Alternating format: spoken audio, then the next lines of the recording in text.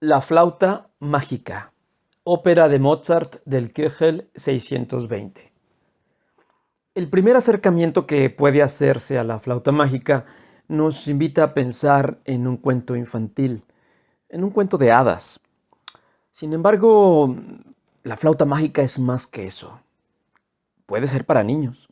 Sin embargo, las ideas que subyacen a esta creación mozartiana tienen un trasfondo y una trascendencia muy interesante.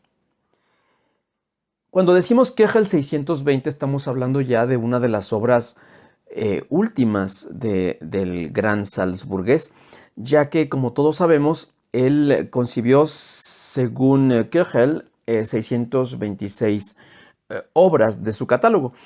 Y quiere decir que para entender el contexto en el que la flauta mágica fue creado, pues debemos tocar varios elementos. El primero de ellos tiene que ver fundamentalmente con la segunda mitad del siglo XVIII. Cuando decimos segunda mitad del siglo XVIII estamos hablando ya de propiamente de la época de la Ilustración, y si somos estrictos en el sentido musical estamos hablando del periodo clásico. Recordemos que el periodo barroco va a terminar hacia 1750 y el clásico en la música, en el terreno musical, lo vamos a ubicar entre 1750 y 1800. Así que aquí estaríamos hablando que la flauta mágica, obedeciendo a su Köchel 626, va a ser escrita en 1791. Ya es la última década de este periodo. Y bueno, no nada más es ya la última fase del periodo clásico, sino que también es ya la última fase del proceso creativo de Mozart. Y bueno, hablar de este momento es hablar de un momento crítico en muchos aspectos. Para empezar, sabemos que los movimientos independentistas en América están pues muy candentes. Los Estados Unidos, o más bien las colonias británicas, ya habían iniciado su movimiento independentista hacia 1776, y las colonias en América, en lo que hoy es América Latina, pues también estaban próximas a realizar estos movimientos. Es decir, que la flauta mágica nace en un momento muy convulsionado. Es un momento de cambios radicales. Es un momento en donde se pone y se hace un énfasis muy especial en el fin de la monarquía totalitaria. Mozart es ante todo alguien que busca expresarse como buen artista y busca ser libre. De hecho, se piensa que Mozart fue el primero que de alguna manera se convirtió en un artista libre. Digo de alguna manera porque la historia señala fundamentalmente a Beethoven, que va a ser el último de los clásicos y el primero de los románticos. Para más o menos ubicarlos en el tiempo, podemos decir que Mozart nace en 1756 y Beethoven en 1770, es decir, 14 años mayor que Mozart, Beethoven. Y Beethoven va a morir hacia 1827, es decir, de los 57 años que vive Beethoven, la mitad, bueno, casi la mitad, 30 años, los vive en el siglo XVIII y 27 más en el siglo XIX. Por eso se le conoce a Beethoven como el último de los clásicos y el primero de los románticos. En el caso de Mozart, él va a vivir toda su experiencia, su experiencia creadora la va a tener en la última mitad del siglo XVIII. Y como decíamos, es un momento convulsionado en donde las ideas, en donde la razón, estamos hablando en plena Ilustración, toma un rol preponderante en este cambio vertiginoso de contextos filosófico, político, religioso también. Entonces, Mozart, como buen ilustrado, va a ser responsable, va a ser un promotor de grandes cambios. Si bien en Francia el ambiente político estaba ya muy candente también, en la ópera Mozart hace lo propio con Las bodas del Fígaro y después también con su obra Don Giovanni, y no se diga con Così fan tutte. La masonería está siendo una tierra fértil para que se siembren todas aquellas inquietudes, no nada más en la política, sino también en la filosofía. Podemos encontrar importantes masones como Kant, como el mismo Schiller, como Goethe, como Rousseau, y todos ellos de alguna manera son los artífices de este cambio. Si se dan cuenta, hasta este momento he mencionado grandes personas, grandes personalidades en el terreno del pensamiento, y Mozart de alguna manera va a ser una síntesis de todo esto. Porque la flauta mágica, más allá de ser un cuento fantástico, es un escenario que va a plasmar todo esto que estoy platicando. ¿Por qué? De entrada, el momento que vive Austria es un momento en donde pues está María Teresa. María Teresa, recordemos, esta emperatriz chapada a la vieja usanza, es una mujer conservadora, es una mujer que no le hace mucho sentido los cambios ideológicos y filosóficos.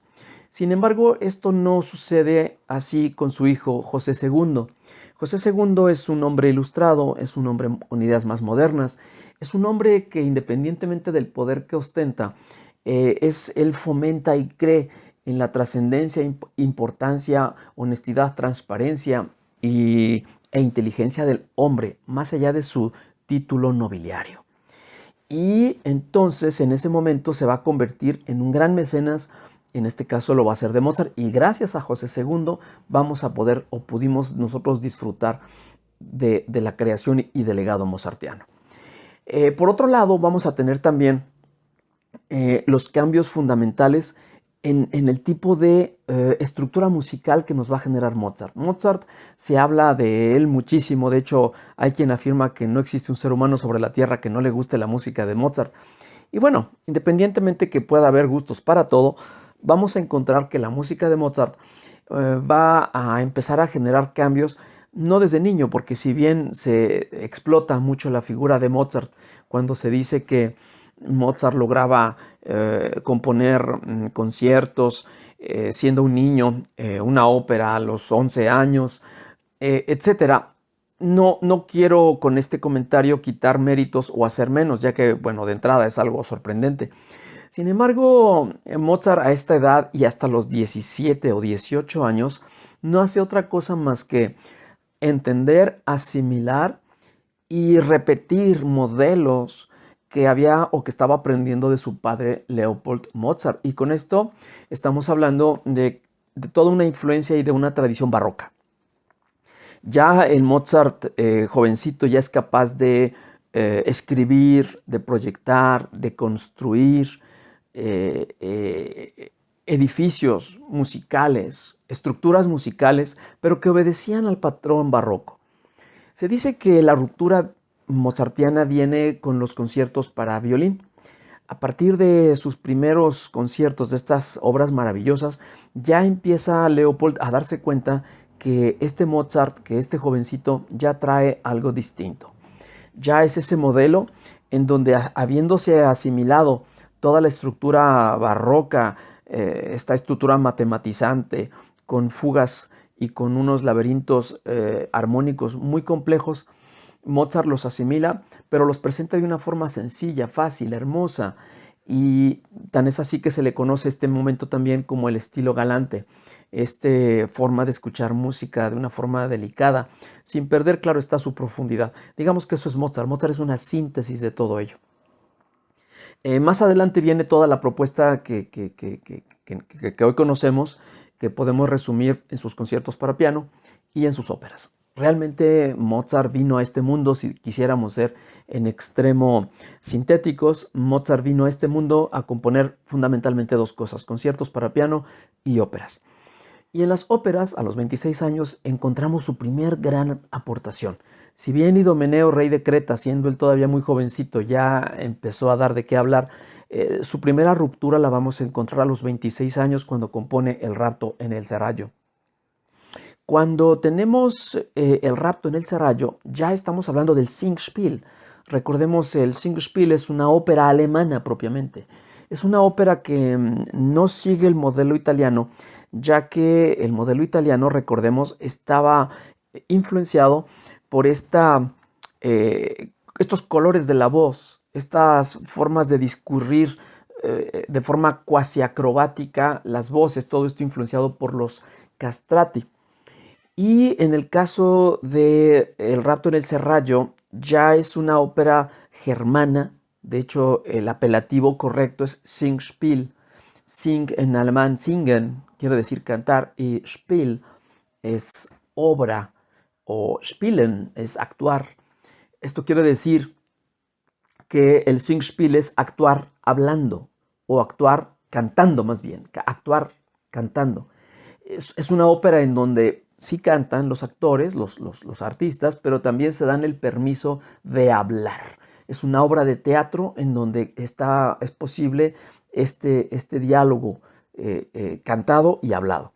Es la primera, obviamente tiene un impacto muy fuerte en los públicos austriacos, y este proceso viene evolucionando hasta que nos encontramos directamente en 1791. 1791 va a ser el año que va a dar, que va a dar a la humanidad obras muy importantes, obras mozartianas, y también va a ser el último año de su vida. Él va a morir en 1791, un 5 de diciembre de 1791.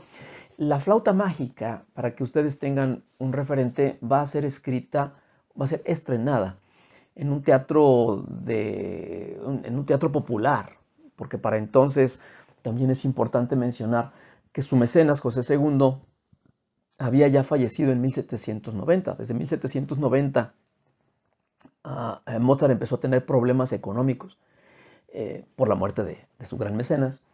Y entonces él tenía que empezar a vivir de su trabajo. Y eso no, en estricto sentido, no era necesariamente malo.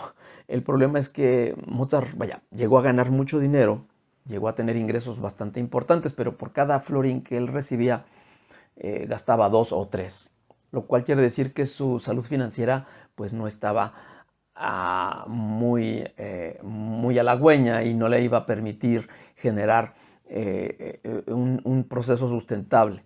Entonces, en el último año de 1790-1791, él empieza a sufrir una serie de desavenencias que se van a traducir o se van a ver marcadas en sus últimas obras. Esto no quiere decir que sean malas, al contrario. Por alguna razón, estas son de las obras que más marcaron a este compositor. Y si no los tenemos presentes, permítanme mencionarles las obras. Para empezar, estamos hablando de su concierto para clarinete, que según muchos expertos opinan que es su obra mejor lograda. En segundo lugar, estaríamos hablando del Requiem, su famoso Requiem. En tercer lugar, algunas de sus obras masónicas más importantes también. La Clemenza di Tito, un encargo que se le había hecho en Praga para la coronación del rey Leopoldo, y la flauta mágica. Estamos hablando de obras magnas, de obras muy importantes que vinieron a sustraer la atención y un desgaste emocional muy importante para Mozart. El guión, la idea original de la flauta mágica la va a encontrar desde 1784, fecha en la que va a ingresar Mozart en la logia masónica. Él era masón. Se dice que en este lugar él de alguna manera empezó a tener este sentido de libertad. Con esto no quiere decir que el entrar en una logia masónica sea libre o no, no es mi objetivo. Lo que yo nada más quiero hacer énfasis es que él siempre fue víctima de un trato, pues voy a decir casi animal, porque hay muchas cartas que escriben esto, por parte del príncipe de Salzburgo, que siempre lo trató muy mal. Él siempre fue víctima de un trato bastante bruto, bastante difícil por parte de su patrón. Y él, lo primero que hacía, incluso uno de los recuerdos más desagradables que tenía, era de Salzburgo, Hoy día cualquiera de nosotros podemos escuchar la palabra Salzburgo, inmediatamente se nos hace la sonrisa en la cara porque pensamos que es la cuna de Mozart, de este gran compositor. Sin embargo, si nosotros estuviéramos frente a Mozart y dijéramos Salzburgo, lo primero que él empezaría a hacer caras de disgusto y de tristeza. Y esto se lo debemos a su patrón. Él logra salir de Salzburgo, él rompe con el clero y él se introduce en la masonería. Aquí él va a tener la posibilidad de proyectar sus ideas, él tiene contacto con muchos intelectuales y uno de ellos va a ser Ignaz von Born.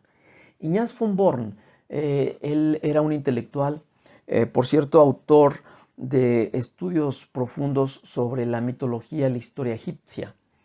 Incluso se presume que él estuvo en México realizando estudios y expediciones en minas. Con base en estos estudios de la historia, el misticismo egipcios, Mozart se ve sorprendido por ello y entonces empieza a escribir algunas de sus obras para la logia, de las cuales no voy a platicar, pero sí podemos retomar este concepto cuando al final de su vida él conoce, bueno, no al final de su vida, sino que dentro de la logia, él va a conocer a Emanuel Schikaneder. Schikaneder va a ser un actor muy dinámico, muy versátil, por cierto. Él era violinista también, actor, bajo, él también tiene una voz muy bella, y empresario. Igual que Mozart, al final, ya hacia 1791, ninguno de los dos tiene dinero y deciden experimentar con algo. Y este algo se llama una ópera. Después de sendos éxitos propinados por las óperas de Mozart, su hermano Schikaneder le solicita, le propone a Mozart la creación de esta ópera basada en buena medida en misterios por parte de la masonería, pero basados, como ya dijimos, en los cuentos, en las tradiciones, en la mitología egipcia. Por otro lado, también va a existir otra obra Lulu o La flauta mágica. Como todos sabemos, muchas de las obras inmortales tienen su base en historias populares, no es la excepción la flauta mágica. Más aún, la flauta mágica también va a estar embebida de toda una serie de rituales que se podían observar en una logia. Ustedes saben que para ser masón, pues no es tan sencillo, no es inscribirse en la logia y decir yo quiero ser masón, sino que se presume que hay que entrar por reconocimiento, por ser patrocinado, ser recomendado por alguien y después hay toda una serie de pasos que hay que seguir para ir ascendiendo en los niveles correspondientes y en ese sentido pues tener de alguna manera el reconocimiento y la posición en la logia. Esto que yo platico es exactamente lo que va a pasar en la flauta mágica. Es un elemento interesante que va a desarrollar Mozart y que lo va a plasmar en la flauta mágica. La historia, como les decía en un principio, la historia es algo sumamente sencillo, es algo infantil, es algo bonito desde el punto de vista incluso hasta despectivo de la palabra. No me gusta utilizar la palabra bonito cuando hablamos de obras de arte, pero bueno, en este caso así es. Y es de que, imagínense ustedes, empieza la obra, los principales protagonistas son la reina de la noche. Cuando digo noche y pensando con este arquetipo, estamos hablando de la oscuridad, estamos hablando de la ignorancia. Por otro lado, está Sarastro, un rey solar basado fundamentalmente en el zoroastrismo, una religión del norte de Irán, persa, en donde precisamente se utilizan muchos estos elementos dualistas del bien y el mal, la oscuridad y la luz. Por otro lado tenemos a un príncipe, Tamino, y a Pamina, princesa, hija de la reina de la noche.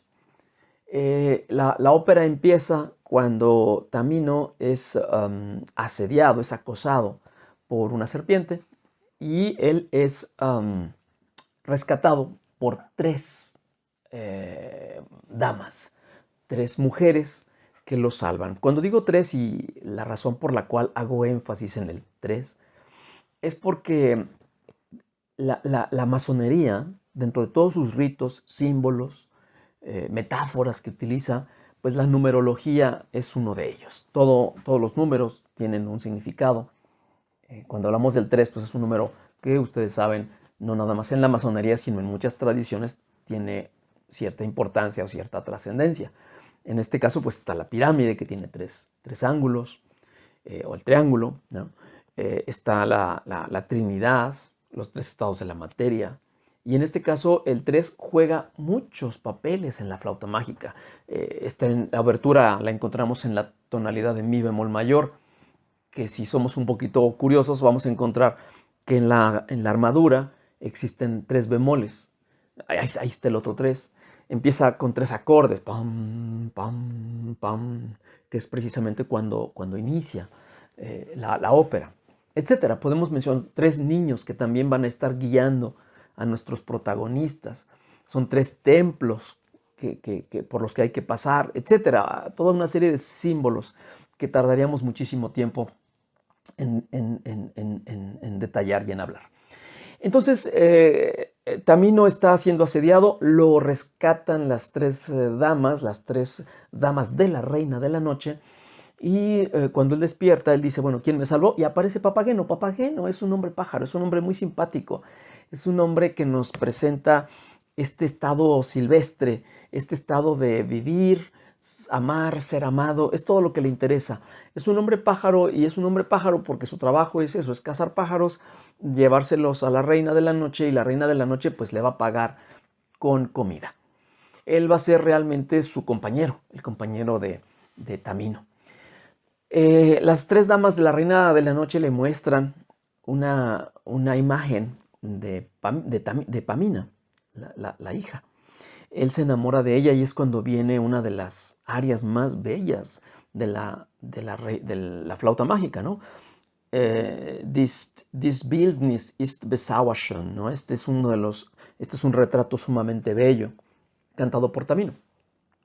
Él se enamora de ella en ese momento, y aparece la famosa y tan gustada aria de la Reina de la Noche, cuando viene y denuncia el dolor profundo en el que se encuentra, y dice, me han raptado a mi hija, y yo necesito que tú vayas y la salves. Es esta área en donde reta directamente los límites de la capacidad vocal femenina, ¿no? Es una de las áreas más interesantes. Él se va con la tarea de salvar a Pamina, y se lleva también a Papageno, ¿no? Porque dicen, bueno, tú vas a acompañarlo. Ahí es cuando le entrega la flauta mágica. La flauta mágica va a permitirle, como su nombre lo dice, y si hacemos una remembranza de la figura de Orfeo, recuerden ustedes que Orfeo, cuando baja al inframundo, él logra domar, y todos hemos escuchado en su momento que la música doma a las bestias, por influencia del mito de Orfeo. Entonces la flauta mágica en este caso va a ser exactamente lo mismo. Ellos se desplazan hasta donde está el palacio de Sarastro, ahí lo reciben, y él está decidido a rescatar a Pamina, y sobre todo a asesinar y a desaparecer a Sarastro, a vengarlo. Y entonces él se da cuenta, después de estar platicando con los sacerdotes, le dicen, es que fuiste engañado. Realmente Pamina, ella vivía en la ignorancia. Esto es bien importante, sobre todo al final, para mis comentarios. Ella es rescatada realmente de la oscuridad de la ignorancia, entiéndase, de la Reina de la Noche, y es reincorporada, y ella vive en el palacio con Sarastro. Sarastro la tiene cautiva, y no, cautiva porque, bueno, pues ahí está, no porque es libre de alguna manera. Y digo cautiva porque también ahí viene otro ser que es muy importante para nuestra historia, que es Monóstatos.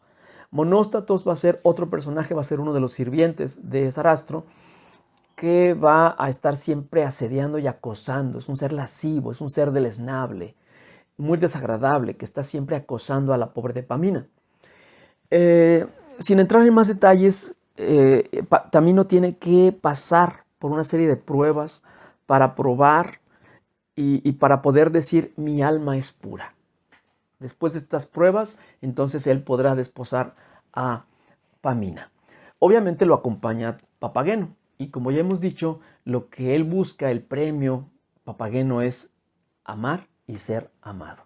Y al final de la ópera, él consigue, tanto Tamino como Papageno, consiguen el amor tanto de Pamina como de una papagena, que al final, en un área muy simpática, dicen, lo único que yo deseo es comer, ser feliz, tener a una papagena y también tener muchos papagenitos. Esto lo menciono porque es, digamos que la parte chusca, bufa, infantil, que a todo el mundo nos ha cautivado. Pero para empezar a cerrar, y este es el objetivo digamos, interesante y profundo, enconado en la profundidad del pensamiento ilustrado, la flauta mágica puede leerse también desde un punto de vista de una serie de arquetipos. Por un lado, estamos hablando de la reina de la noche, que personifica el mal, la oscuridad, la ignorancia.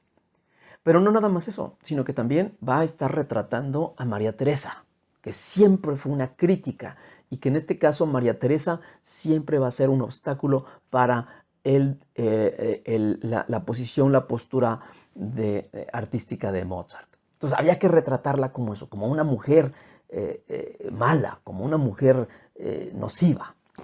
Por otro lado, tenemos a Monóstatos, que ya les comento. Monóstatos siempre va a estar asediando a Pamina. Pamina, por cierto, va a ser el pueblo austriaco, este pueblo que hay que salvar. Y hay que salvarlo precisamente de Monóstatos. Monóstatos es el clero. Es estos personajes abusivos que explotan y que desvían del conocimiento y de la verdad, según el enfoque masónico. Por otro lado está Tamino, el príncipe, y obviamente tenía que ser representado, o está representando más bien, a José II, este ser que es un ser talentoso, virtuoso, inteligente, valiente, y será el responsable de rescatar al pueblo austriaco de las garras de la ignorancia. Ignaz von Born obviamente también va a estar representado, y va a estar representado por el ideario, por este cimiento intelectual que va a ser Sarastro. En el caso digamos que la línea temática, si pudiéramos encontrar una línea, lo más importante es la armonía. Y la armonía la vamos a encontrar precisamente en una palabra. Y esta palabra es el amor. Y no nada más el amor entre parejas, sino ese amor filial, en donde el filos, el eros y el agape, las tres manifestaciones del amor griego, van a poder manifestarse a través de la armonía. Se dice, y esta es la frase con la que termina Johann Wolfgang Goethe, y es como él traduce, dice Johann Wolfgang Goethe: la flauta mágica no es sino el máximo canto de la fraternidad universal. Y ello obedece a que es el amor expresado en armonía lo que le da unidad y sentido a todo lo que somos. Tal es la flauta mágica.